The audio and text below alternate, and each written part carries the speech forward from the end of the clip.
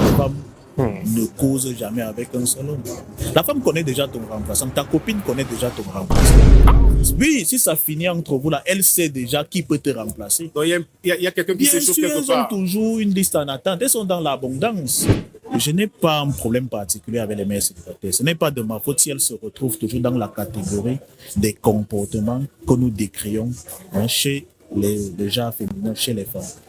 Bon, pour moi ici, il faut se mettre avec une mère célibataire si le père de son enfant repose à 2 mètres sous terre. Ça, c'est la première condition. Donc, si le père de son enfant est en vie, les gars, ne vous amusez pas. C'est un terrain miné, c'est un terrain dangereux. Même s'il est en prison. Même s'il est en prison, il peut sortir. On exprime son amour lorsqu'on partage la même vision. D'accord. Lorsqu'on a des objectifs. De nombreux couples sont là. Quand vous allez leur poser la question, quels sont vos objectifs? Ils se mettent à zézailler. Vous pensez que parce qu'une femme travaille, elle contribue forcément aux charges de la maison. Vous ne connaissez pas le fameux slogan « Mon argent, c'est mon argent. L'argent de mon mari, c'est pour nous ». Ce qui énerve une femme chez toi est en fait ce qui l'attire chez toi. Même si une femme vous traite de coureur de jupons, ne changez jamais cette habitude. Parce que c'est cette habitude qui l'attire chez vous. Président, votre body count. Quel est votre body count?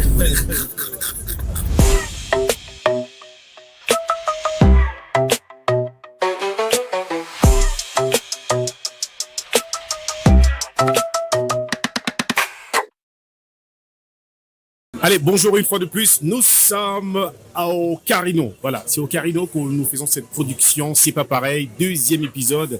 Et cette fois, nous sommes toujours avec un invité spécial, particulier. Et oui, c'est ce que nous faisons. Nous célébrons la particularité de tout un chacun dans son domaine. Et aujourd'hui, nous faisons la part belle aux hommes. Les hommes surtout en souffrance dans des relations amoureuses.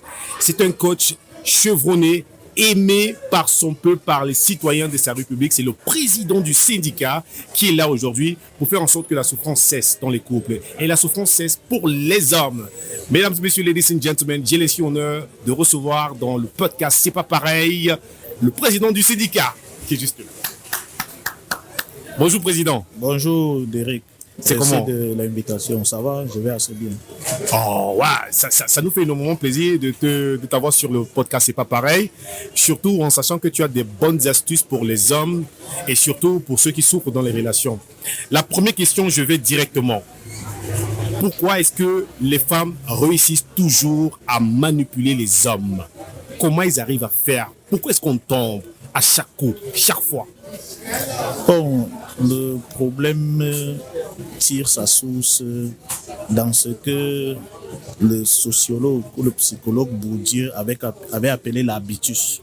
Vous savez, l'homme a un habitus qui est phylogène. Ouais. À partir de la phrase qui est le plus souvent prononcée par les parents, tu ne fais pas ça pour moi, tu fais ça pour ta femme et tes enfants demain. Oui. On implante à l'homme un esprit de phylogénie où l'homme sait que demain après-demain, tout ce qu'il fait doit contribuer à sa construction familiale. Oui. À savoir inviter une femme dans sa vie qui n'a rien apporté, qui n'a aucune idée des sacrifices qu'il a consentis pour être là, mais parce qu'il faut qu'il s'achète une sorte de reconnaissance sociale. Oui. Il est donc obligé de s'enticher de cette femme-là pour construire une famille. Et on a dit l'homme ne doit pas pleurer, l'homme ne doit pas se plaindre, l'homme ne doit pas rechigner à la tâche. On sait que tu es un homme quand tu as une femme à la maison. Il y a donc des hommes qui vivent selon les dictats sociaux, qui sont obligés de se cloisonner dans ces relations destructrices pour éviter qu'on leur affuble de tous les noms d'oiseaux. Voilà. Deuxièmement, l'homme a ce qu'on appelle l'amour oblatif. Vous savez, c'est l'amour qui engendre le don de soi, l'amour sacrificiel. L'homme est le seul qui l'éprouve, avec bien sûr le chien. Vous voyez? Non, ne riez pas, c'est la vérité. L'homme et le chien sont les seuls êtres humains qui éprouvent cet amour oblatif. La femme peut éprouver cet amour oblatif, mais pour sa progéniture, pas pour l'homme. L'homme éprouve l'amour oblatif pour sa femme, pour ses enfants, parce qu'il peut se sacrifier pour eux. C'est pour ça que les femmes tirent toujours leur épingle du jeu. Les femmes prennent toujours le dessus, parce que les hommes, malheureusement, sont astreints à ces biais cognitifs ou à ces traits psychologiques. Alors, maintenant, quand on a fini de dire ça, on se pose bien la question à savoir à quoi ressemble une bonne femme. selon le président du syndicat? Parce que selon le président, les femmes savent piéger, les femmes engueulent beaucoup, les femmes n'apportent presque rien sur la table, les hommes subissent énormément. À quoi ressemble une bonne femme? La bonne femme, c'est celle qui saura vous aimer comme vous souhaiterez être aimé. Vous voyez un peu la nuance? Parce que lorsque une femme accepte sortir avec vous, lorsque vous faites du grain à une femme et elle cède, c'est un long processus. Elle vous a d'abord évalué. L'amour de la femme est conjoncturel, il est circonstanciel. L'amour de la femme n'est pas quelque chose qu'elle donne à l'emporte-pièce. Elle réfléchit, elle pèse, elle soupèse. La relation résulte toujours d'une étude coût et bénéfice relationnel pour la femme. La bonne femme, donc, c'est celle-là qui intègre la notion du devoir dans son fonctionnement.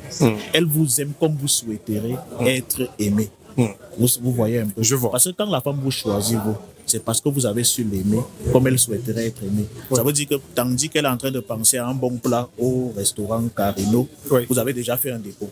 Là, vous l'aimez comme elle souhaiterait être aimée. Il faut aussi qu'elle vous renvoie l'ascenseur.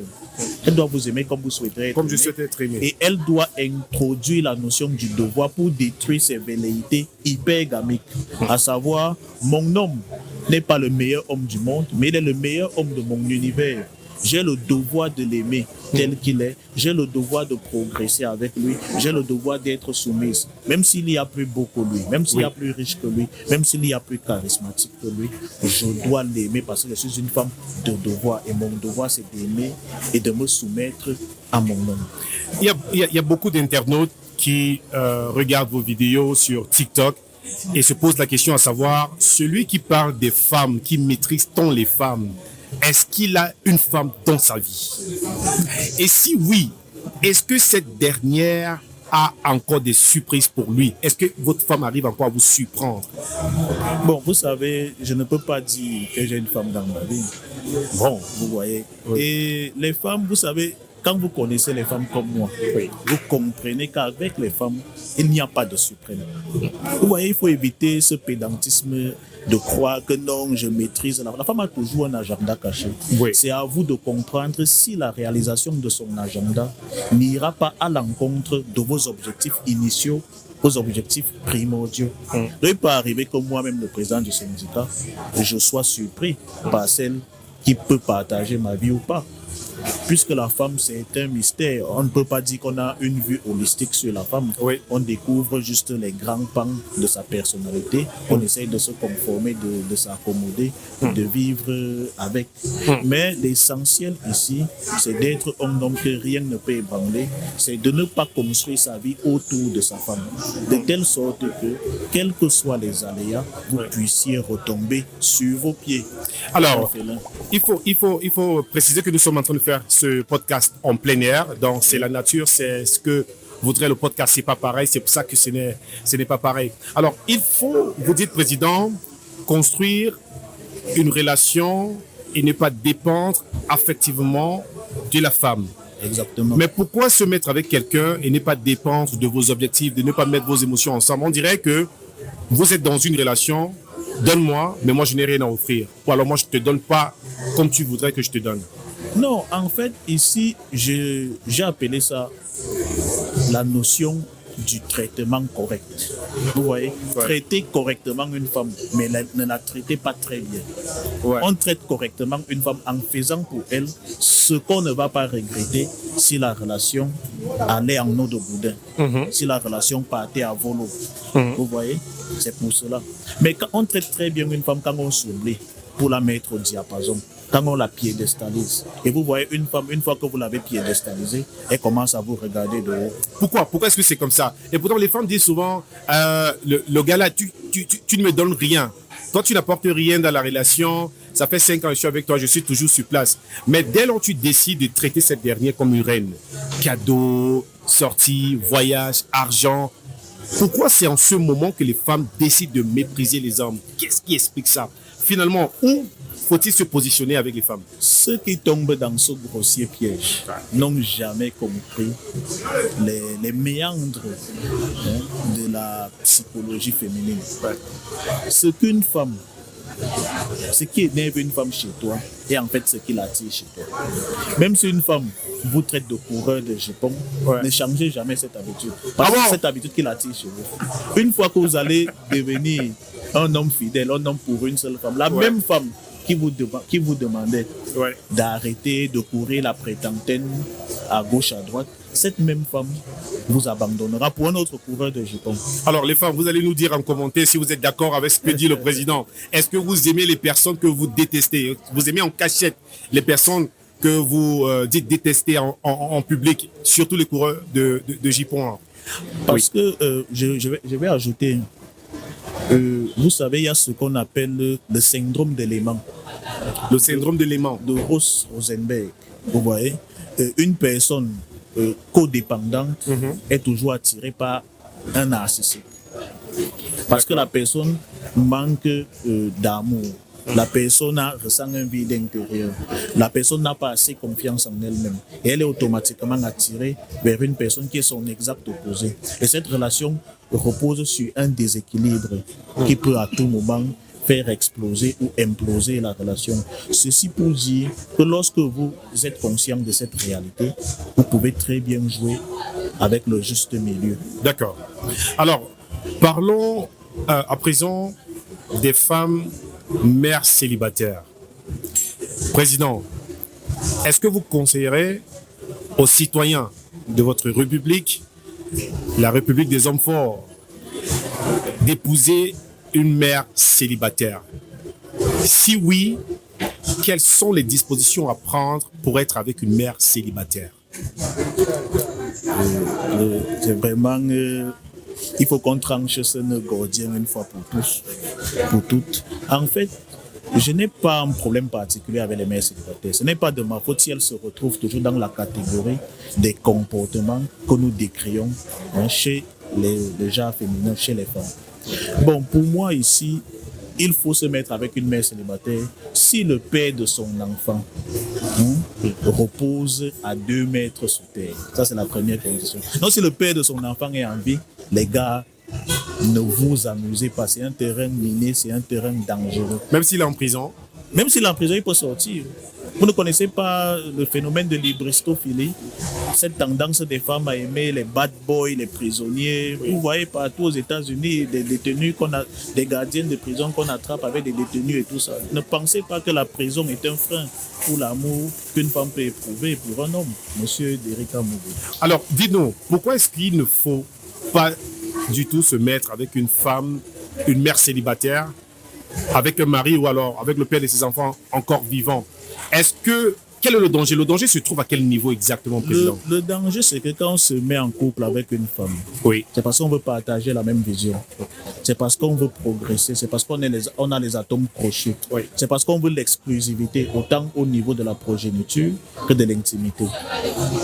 Et maintenant, lorsque vous avez une femme qui a déjà fait 1, 2, 3, 4 enfants, ça veut dire que c'est une femme qui s'est déjà donnée à plusieurs hommes. C'est une femme qui a cru au projet de plusieurs hommes. Et c'est une femme qui ne peut plus s'immerger complètement dans votre vision. Pourquoi? Elle est en instinct de survie.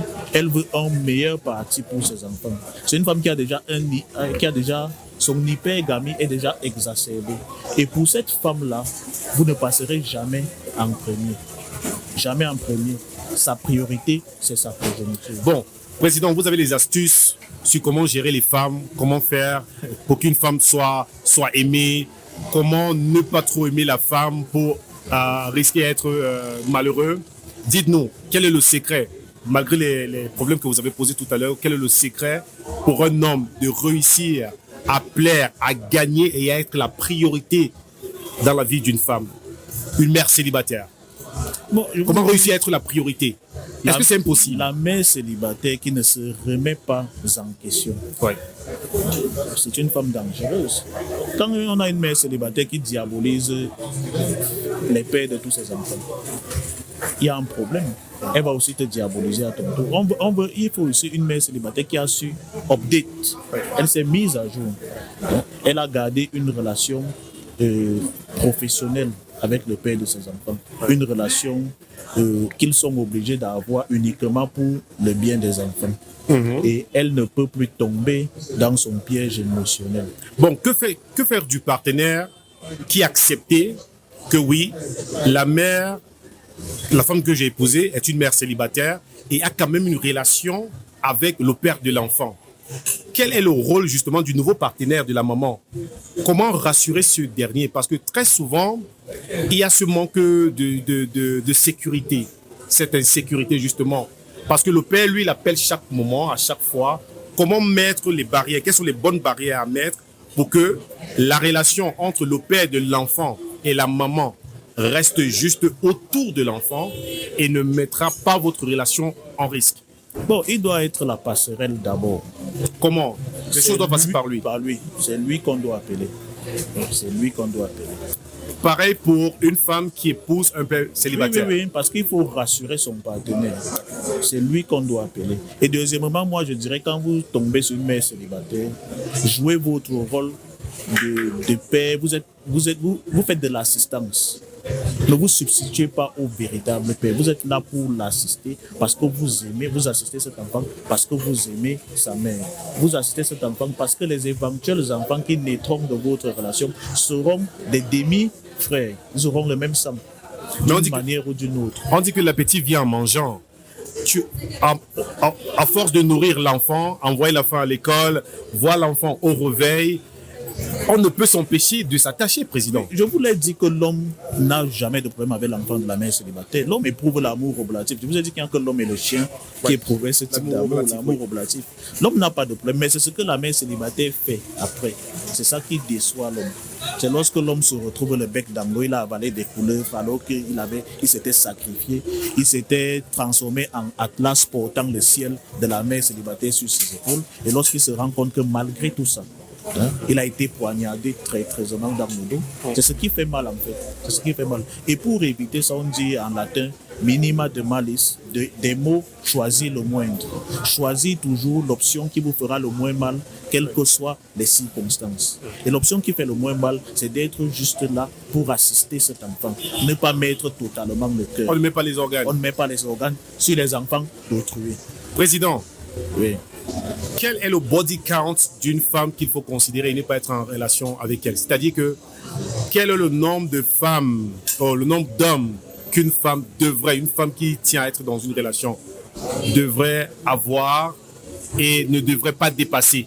3. Donc si une femme a dépassé 3 hommes, c'est fini. C'est bon. Oui, oui. Elle est quoi en ce moment?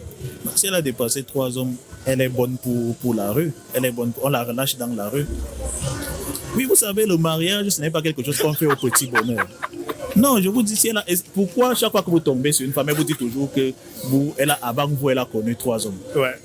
C'est un chiffre qu'elle-même ont machinalement. Mais c'est vrai quand on y bien pense. Bien sûr, les faits parlent. Chaque fois que vous vrai. allez tomber sur une femme, elle vous dit non, avant toi, j'ai connu 3 gars. Avant toi, j'ai connu 3 gars. Elles-mêmes savent que si elles excèdent ce chiffre-là, on saura automatiquement que ce sont des gotons qui ont mené une vie de bâton de chaise digne des lupanades de Sodome et Gomorrhe. Ouais. Vous voyez un peu. Donc, il faut faire très attention. Le body count est très important. Parce qu'un body count élevé montre que c'est une femme qui n'a jamais été conditionnée à penser sur le long terme lorsqu'elle en couple. Oui. Elle sait que si ça finit avec Derrick Amogo, je me mets avec Fortuné Obiang. Si ça finit avec Fortuné Obiang, je me mets avec Varenne Ngolo. Elle n'a jamais appris, vous voyez, à solidifier, à consolider une relation. Oui. Elle sait que les hommes sont interchangeables, qu'on change les hommes comme des chemises. C'est pour ça que le critère du body count est vraiment très, très important. Quel est le traitement à donner à une femme qui parle trop, une femme qui dérange, une femme qui n'a pas de maîtrise? Quel est le traitement qu'un homme devrait donner? Parce que, vous savez, Président, on retrouve beaucoup de violences conjugales. Ça passe dans les médias, c'est sur les réseaux sociaux. Des femmes qui se font, pour certaines, tabasser par des hommes. L'amour qui devient, qui a dorénavant un goût amer. Comment sanctionner le mauvais comportement de la femme sans mettre la main sur elle? En fait, là, il y a un problème de superposition d'ego. Ouais. Et ça nous renvoie encore aux schémas comportementaux originels. Vous savez, la femme va rendre ce qu'elle a appris. Hein. La femme elle réplique toujours le modèle familial dans lequel elle a vécu. C'est pour ça qu'on dit, quand vous allez épouser une femme, regardez sa mère, observez l'état psychologique de son père, parce que vous serez comme son père dans 20 ans. Est-ce que c'est vérifié? C'est vérifié parce que les parents servent de modèle primordial aux enfants. L'enfant est d'abord le produit de ce que ses parents en font. Et vous voyez, curieusement, quand une femme est irrespectueuse, elle n'est pas soumise, la femme est violente, comme vous dites, c'est la faute à l'homme, c'est pas la faute à la femme. C'est l'homme. L'homme son mari, Oui, ou l'homme son père? C'est la faute à son mari parce qu'il n'arrive pas à imposer son cadre. Vous savez, curieusement, quand la femme rencontre le mal, elle prend automatiquement sa position de femme. Ouais, quand une femme gesticule encore, c'est parce qu'elle n'a pas encore trouvé cet homme-là charismatique qui déborde d'énergie masculine, qui ne sort jamais de son cadre et qui la met à sa place.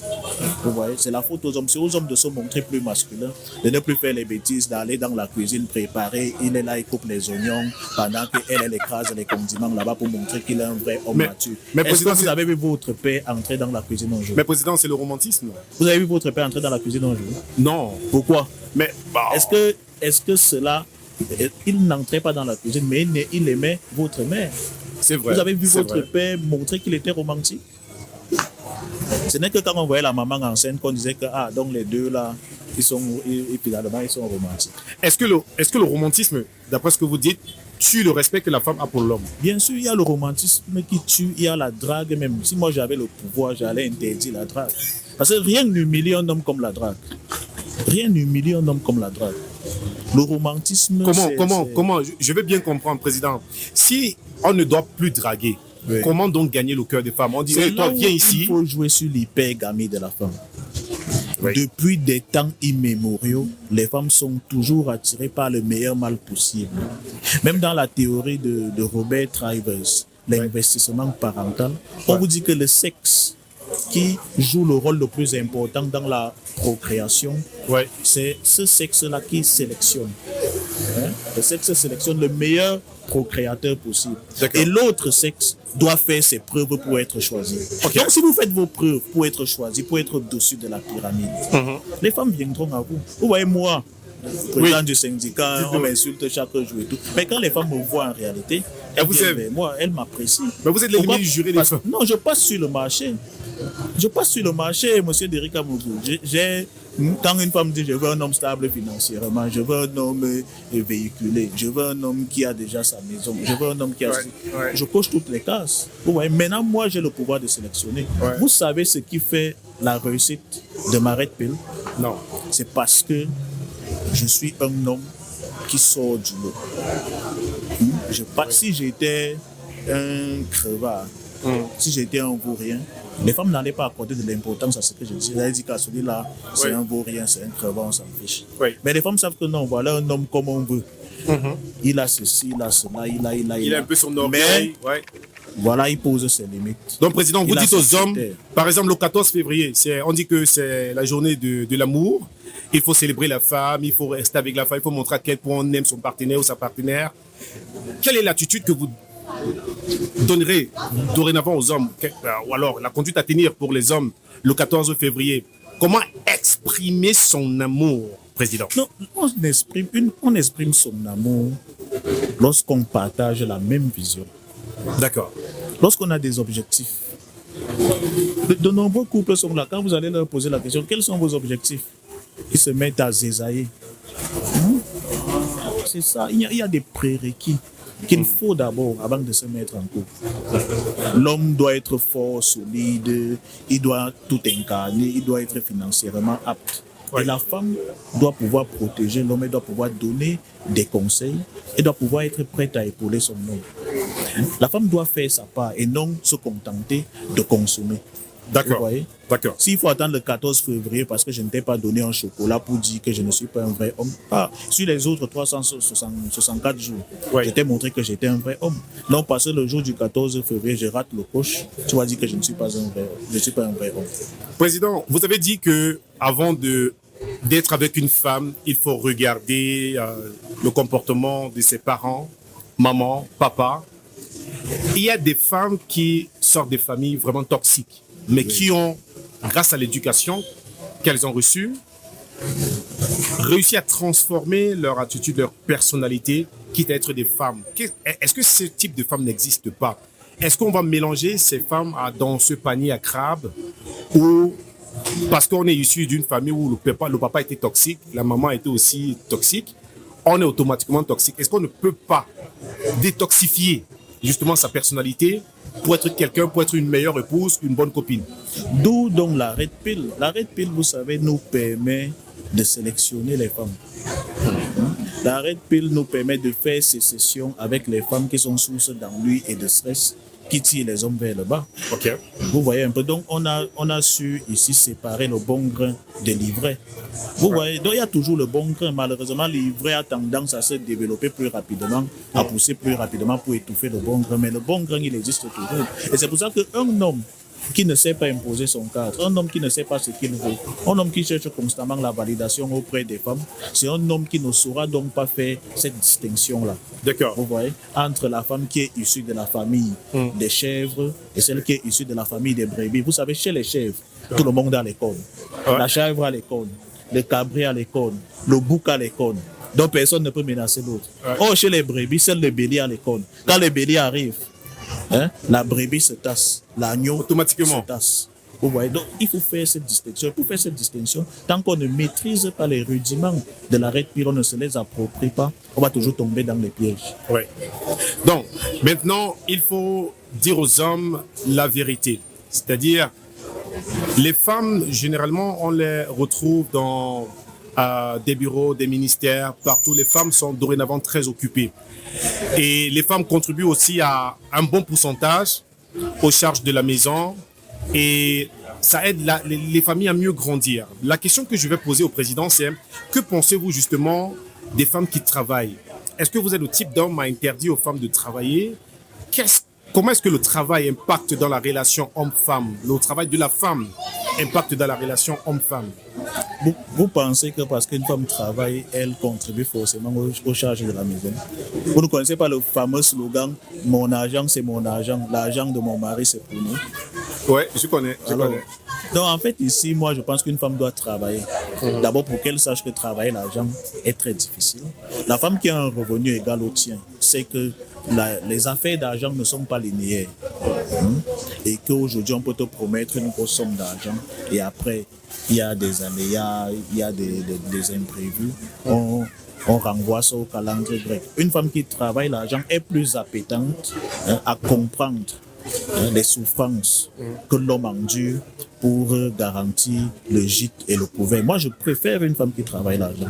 Elle sait que c'est difficile. Même si elle ne me donne pas 5 francs, elle sait quand même que travailler l'argent est difficile. Elle n'osera pas faire des demandes extravagantes, des demandes démesurées.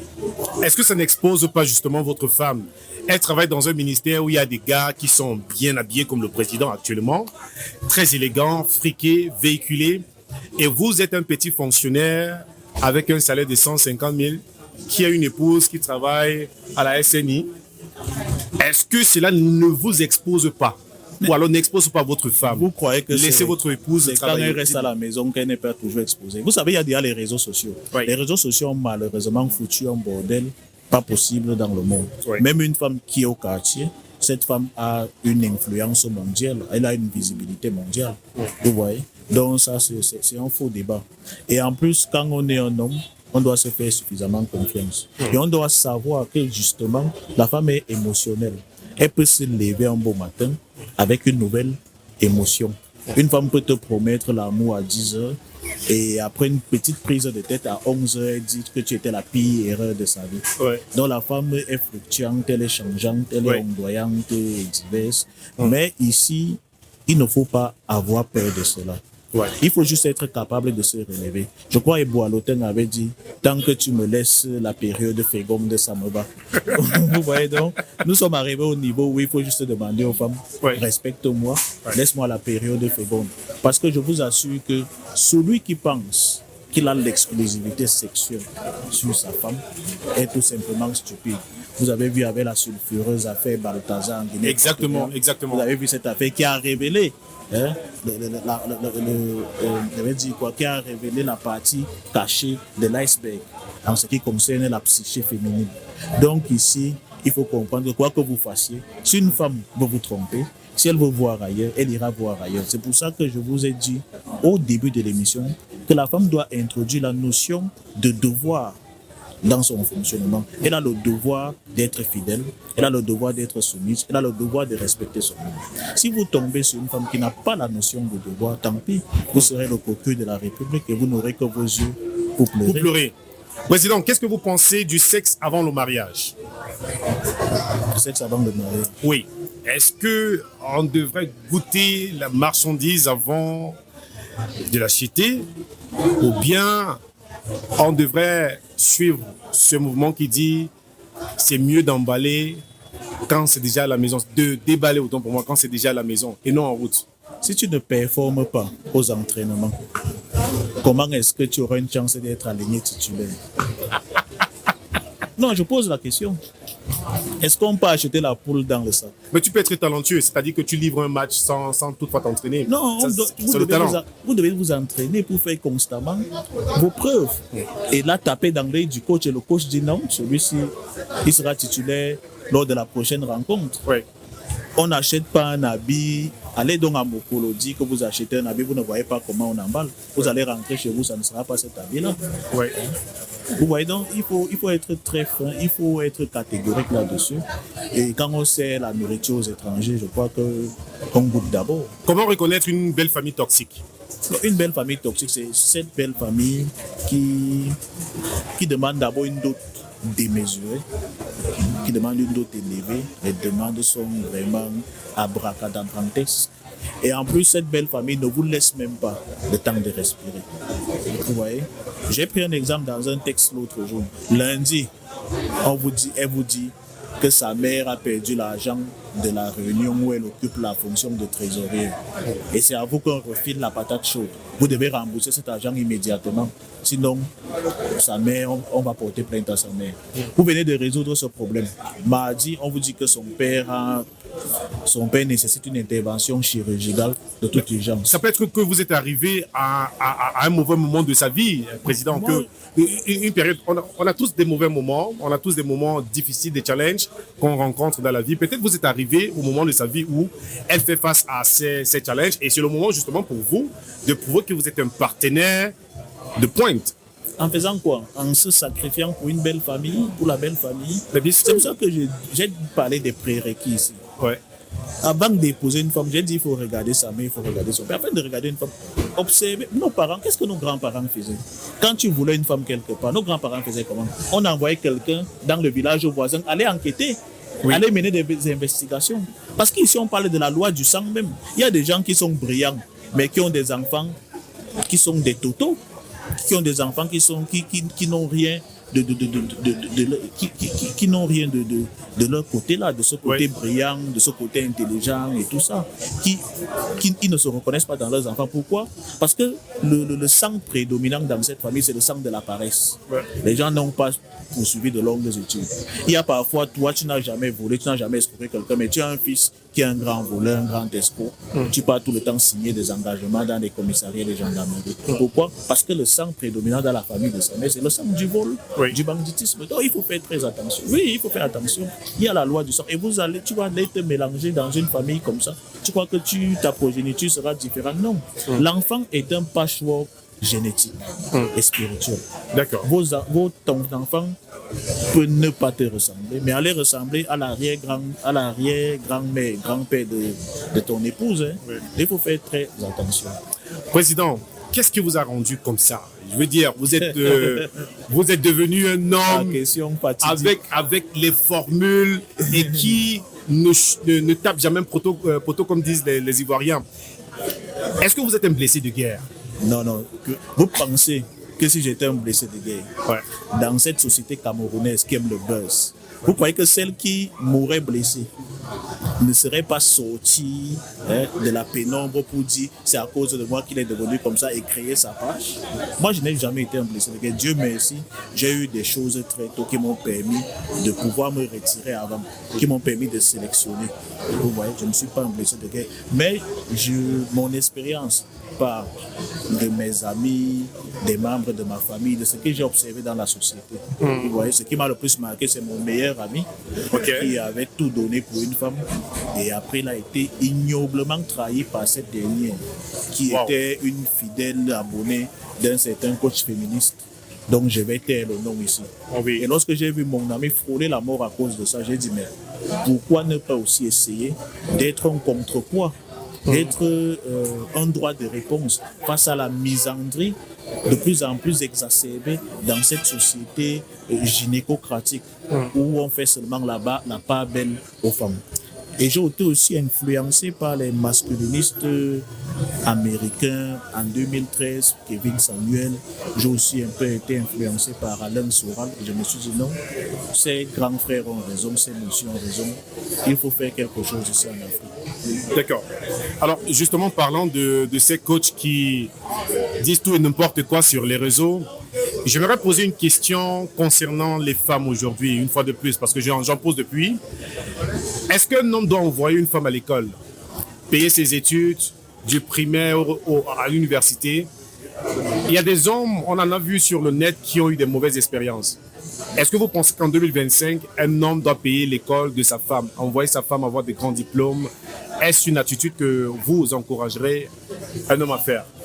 C'est comme si vous lisez dans mes pensées, parce que mon dernier texte traite de ce problème. Je ne sais pas si vous pouvez le lire vous-même pour expliquer aux éditeurs ce que je pense à propos, parce que mon dernier texte justement traite de ce problème. Parce qu'on a vu des gens qui ont justement frôlé la mort en sachant que j'envoie mon épouse se faire former à l'Institut X, arriver là-bas. Voilà le texte. Voilà. Alors, c'est assez long, mais je vais essayer de... Alors, quand un homme tombe sur une femme et décide de la faire évoluer, moi, ça me fait doucement rire, parce que j'ai déjà vu ce film. Racontez-nous le film, Président. Le film, c'est quoi? Quand un homme évolue, quand tu décides de faire évoluer une femme, assure-toi que tu vas évoluer plus vite. Parce que la femme, je l'ai dit, elle est hypergame. Elle est toujours à la recherche inlassable de l'optimum masculin. C'est comme si vous étiez sur le quai, vous attendez un train. Quand tu fais évoluer une femme, tu la fais monter dans le train. Toi aussi, tu dois monter dans le train. Si tu restes là, elle va évoluer. Elle n'aura plus les mêmes priorités que toi. Elle n'aura plus les mêmes objectifs. Elle n'aura plus les mêmes horizons. Elle n'aura plus la même vision. Donc, si tu veux faire évoluer une femme, assure-toi d'évoluer davantage. Si moi, j'ai le doctorat, il ne me déplairait pas de payer les études d'une femme pour qu'elle ait le master. Mais si j'ai le BPC, je ne peux pas payer tes études et je me laisse. Mais Président, il y a les femmes qui ont sauvé justement des hommes.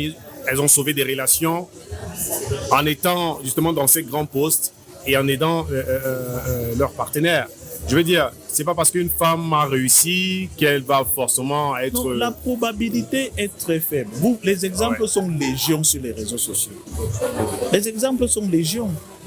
Moi, les gens m'écrivent tous les jours. Vous pouvez ouvrir ma messagerie, vous allez voir comment les hommes se plaignent.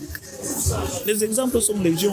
Il y a un mototaximan qui n'avait que le BPC. Il s'est occupé d'une femme jusqu'à ce qu'elle a eu la maîtrise. Après, il lui a dit, tu n'es plus ma catégorie, tu n'es plus à mon niveau.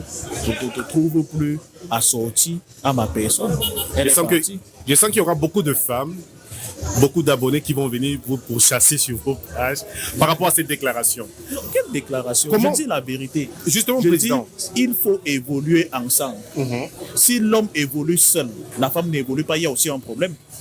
Puisque si vous avez votre femme de galère, elle vous soutient autant que faire se peut. Et un jour, Dieu vous bénit, vous devenez quelqu'un d'influent, quelqu'un de prospère. Oui. Vous avez un autre horizon plus large. Si vous ne l'avez pas fait évoluer, vous n'allez plus la trouver à votre goût. Il y a aussi des hommes qui lâchent leur femme de galère. Vous voyez, il y a des hommes qui lâchent leur femme de galer à cause de ça. C'est pour ça que je dis la solution, c'est d'évoluer tous les deux. C'est d'évoluer. Si vous évoluez, la femme n'évolue pas, il y a un problème. Si la femme évolue, vous n'évoluez pas, il y a un problème. La solution, c'est d'évoluer tous les deux. Mais vous pouvez évoluer et avoir l'impression que la femme évolue avec vous, mais elle se conforte dans son évolution et vous lâche. Mais c'est un risque à courir. Vous savez, il n'y a pas de science exacte. Et je vous ai dit, la femme a toujours un agenda. Je suis cohérent depuis le début de l'émission. La femme a toujours un agenda caché. C'est à vous de découvrir si la réalisation de cet agenda n'est pas antinomique à vos objectifs primordiaux. Si vous découvrez que la réalisation de cet agenda bat en brèche vos objectifs, mais vous coupez la poire en deux, vous la laissez partir. Mais dans le cas contraire, si vous vous dites non, même si elle réalise son agenda, ça ne me dérange pas, vous continuez votre chemin. Vous parlez d'évolution, Président. On a des Camerounais qui font le voyage pour le Canada, pour les États-Unis. Arrivé là-bas, le gars va faire ses 3 ans, 4 ans. Il se dit, bon, c'est le moment de faire monter mon épouse. Mais à l'aéroport, ce n'est pas sa délégation qui accueille sa femme. C'est une autre délégation. Est-ce qu'en ce moment, le fait de vouloir faire évoluer ton partenaire à une certaine vitesse n'est pas un risque qui peut te coûter la vie? Non, c'est pour ça qu'on dit qu'il faut investir sur une femme lorsque vous avez déjà des liens inaltérables, à savoir 2 ou 3 enfants. Vous voyez, si vous investissez sur une femme, vous n'avez même pas un seul enfant. Ça ne sert à rien. Vous êtes en train de faire la charité. Ouais. Hein? Mais si vous avez 2 ou 3 enfants, même si elle vous lâche, vous le faites pour vos enfants, vous ne le faites pas pour vous. Vous voyez? Oui. Moi, les cas, je reçois de nombreux témoignages à propos, et moi, ça ne me dit rien, parce qu'on a des hommes aujourd'hui, quand nous, on monte au créneau pour dénoncer une situation qui se dit, celui-là, c'est un frustré, c'est un aigri. Ouais. C'est un petit dans la tête. Ouais, quand les hommes quand ils ont ce genre d'appréhension, quand ils ont de telles idées arrêtées à propos d'une situation donnée, que les faits sociétaux attestent, vous les laissez. Ouais. Vous les laissez. Parce que au Canada, surtout aux États-Unis, par exemple, il y avait un monsieur de je pense, 45 ans qui a fusillé sa femme et les 4 enfants. Oui, je me souviens de cette histoire. Exactement. Qui était passée à Canal 2 à l'époque. Je me souviens de cette histoire. Où le monsieur, il avait eu soit la loterie américaine, exactement, aux États-Unis. Exactement. Il allait charbonner là-bas pour gagner le plus d'argent possible et revenir prendre sa femme et ses enfants. Il est venu prendre sa femme et ses enfants, arrivé là-bas. Ouais. Elle a lâché le monsieur. Elle a demandé le divorce. Le monsieur est sorti de la maison avec une valise. Une maison que lui, il a obtenue à travers ses efforts. Il avait sué sang et eau pour être propriétaire d'une maison aux États-Unis. Et elle s'est installée avec un Américain, un blanc, dans la maison. Vous voyez un peu l'image. Et le monsieur, avant de passer à cet acte que nous condamnons tous, avait pris la peine de faire des publications sur les réseaux sociaux. Il avait dit ceci: on me demande de laisser. On me demande de laisser. Que c'est Dieu qui va juger. Mais qui est même allé là-bas, il a vu Dieu juger. Je vais gérer ma part ici-bas. Il va gérer nous tous, nous irons rencontrer le Dieu là-bas. Beaucoup d'hommes élèvent les enfants des autres dans les ménages maintenant. Beaucoup d'hommes passent dorénavant à l'étape supérieure, c'est-à-dire faire des tests d'ADN. Qu'est-ce qui explique cela, Président? Il y a d'abord l'hypergamie, le fait que la femme ne cause jamais avec un seul homme. La femme connaît déjà ton remplaçant, ta copine connaît déjà ton remplaçant. Oui, si ça finit entre vous là, elle sait déjà qui peut te remplacer. Donc il y a quelqu'un qui s'échauffe quelque part. Elles ont toujours une liste en attente, elles sont dans l'abondance. Les femmes sont dans l'abondance. Pour rien, on lui dit, ma chérie, tu es belle, je veux ton numéro. Ça fait un gibier de plus dans son escarcelle. Hein? Il y a toujours un gars à qui elle se confie. Quand il y a de l'eau dans le gaz entre vous, il y a toujours ce gars-là. D'accord. Voilà. Étant donné donc qu'on n'est plus sûr de rien aujourd'hui, une femme peut vous tromper aussi rapidement que Lucky Luke dégainait plus vite que son nom. Il faut faire très attention. Il faut au moins s'assurer que nos enfants, qui sont la seule chose qui nous restera, sont quand même issus de nous. Alors, si justement vous réalisez après 20 ans de relation que les 5 enfants que vous avez ne sont pas les vôtres, quelle est l'attitude à avoir en ce moment faut-il chasser la femme et les 4 enfants? Bien sûr, on ne les chasse pas. Pourquoi? Ce n'est pas notre sang. Je sais que ça sera difficile parce qu'on s'est déjà habitué. Oui, ne riez pas. Je sais que ça sera difficile parce qu'on s'est habitué. On va dire l'enfant est innocent. Mais toujours est-il que la chose d'autrui reste la chose d'autrui. Je vous ai vu furtivement dans mon live de TikTok hier. Ouais. Il y a une fille qui a posé un problème. Elle a été reconnue par un monsieur. Elle découvre que le monsieur n'est pas son père. Elle découvre que le monsieur n'est pas son père des années après, peut-être 20 ans après. Ouais. Qu'est-ce qu'elle fait? Elle est maintenant à la recherche de son père. Malgré le fait qu'elle a quand même reçu de l'amour. Elle a bénéficié de la munificence, de la mansuétude du monsieur. Cela ne l'a pas empêché de chercher maintenant son véritable père pour découvrir son origine, sa véritable filiation. Donc quand il est établi qu'un enfant n'est pas le vôtre, si la femme était capable de garder le secret, on pouvait encore comprendre. Il y en a des femmes aujourd'hui, ce sont elles-mêmes qui disent insidieusement à leurs enfants que ce n'est pas ton Ce n'est pas ton là-bas. père. Oui. Président, comment réussir une famille recomposée? Comment faire pour réussir une famille recomposée? Je n'ai jamais essayé ça. Moi, je ne peux pas. Moi, je vais vous dire, bon, tout dépend de la motivation qui vous pousse à vous mettre ensemble. Tout dépend toujours de l'axiome de départ, du postulat de départ. J'ai mes 3 enfants, tu as tes 3 enfants, on s'assoit. Quelles sont tes forces, quelles sont tes faiblesses, qu'est-ce que tu vas m'apporter, qu'est-ce que je peux t'apporter, et quels sont les objectifs. Le mot objectif revient toujours parce que c'est la pierre angulaire d'une relation. Une relation sans objectif, c'est comme une voiture sans carburant. Ça n'ira nulle part. C'est comme un homme qui n'a pas de foi. Il n'accomplira rien de grand dans la vie. Donc le mot objectif reviendra toujours. Tout dépend de vos objectifs. Vous vous êtes assigné quels objectifs? Vous voyez? Oui. Voilà. Donc, réussir une famille recomposée dépend des objectifs à mettre sur la table. C'est-à-dire que chacun doit clairement mentionner ses forces et ses faiblesses pour pouvoir mener à bien cette famille. Alors, Président, votre body count, quel est votre body count? Mon body count est très très très élevé. Mon body count est très élevé. Votre body count est de combien pour avoir maîtrisé les femmes autant? Je suis dans l'abondance. À la bonne. Je suis dans l'abondance. Le body count élevé pour un homme. L'homme n'a un pas de problème. body count. L'homme n'a pas de body count. Mais la femme L'homme a à le body count. n'importe quel âge de sa vie peut se refaire. Si vous travaillez dur, à 70 ans, vous pouvez épouser une fille de 20 ans, sa mère de 40 ans, sa grand-mère de 60 ans. Donc l'homme n'a pas de body count. Vous avez vu notre ancien ministre des Finances, la papa Edouard Kamefou, qui s'est marié avec une jeune fille qui est encore à son prime. Pourquoi? Parce qu'il a les moyens de sa politique. Un homme doit chercher à avoir les moyens de sa politique. Une fois que vous avez les moyens de votre politique, le reste sera facile comme planter le couteau dans le beurre. Ouais. Les femmes vous considèrent comme un ennemi. Oui, Est-ce comme que, un ennemi. est-ce que vous êtes l'ennemi des femmes? Comment justement clarifier cette situation vis-à-vis des femmes? Est-ce que vous êtes l'ennemi des femmes? Sinon, exprimez-vous devant la caméra. Non, je ne suis pas l'ennemi des femmes. Vous Je suis êtes quoi? l'ennemi des mauvaises femmes. Vous êtes l'ennemi des mauvaises femmes et non l'ennemi des femmes. Non, je ne suis pas l'ennemi des femmes. Je suis l'ennemi des mauvaises femmes. La preuve, c'est que les femmes se confient à moi. Les femmes se confient à moi pour réussir dans leur vie de couple. Et moi, ça me fait plaisir quand une femme me dit vraiment, grâce à toi, j'ai déjà une nouvelle perception des choses. Grâce à toi, j'ai compris que j'étais égoïste. Grâce à toi, j'ai compris que je ne dois pas toujours tirer la couverture de mon côté. Que mon homme aussi a besoin que je lui dise que je l'aime. Il a besoin que je l'encourage. Il a besoin que je combatte à ses côtés. Que mon homme a besoin de moi. Vous savez, à l'origine, qu'est-ce que le Créateur dit? Il n'est pas bon que l'homme soit seul. Faisons une aide qui lui convienne. Il n'a pas dit faisons une manipulatrice qui lui convienne. Il n'a pas dit faisons une mère célibataire qui lui convienne. Il n'a pas dit faisons une consommatrice qui lui convienne. Il a dit faisons une aide qui lui convienne. Combien de jours est-ce qu'une belle-mère doit passer à la maison d'un homme?